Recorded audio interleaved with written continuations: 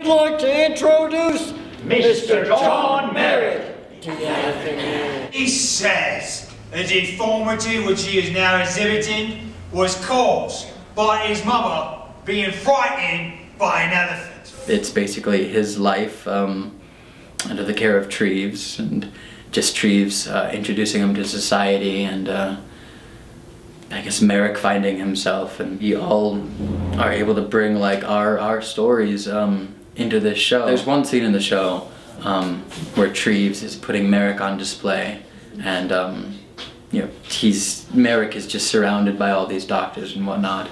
And these are stories I remember my mom telling me about when I was younger. Okay. Just how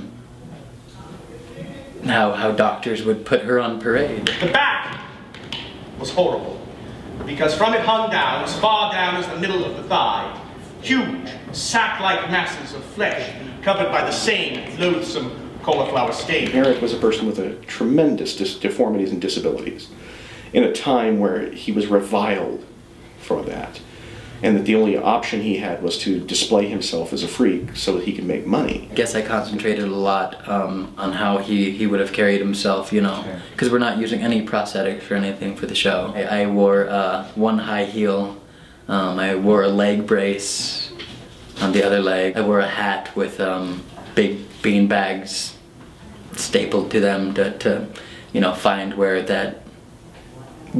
head would be, you know, with all that weight. But I am, you know, holding his form, you know, had I, you know, been using prosthetics, just contorting my body to how he would have walked.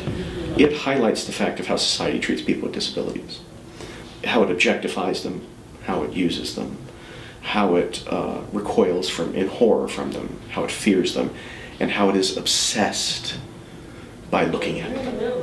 How we must see, ooh, here come look at this freak, and look at this, but then we recoil from, oh my God, how dare we?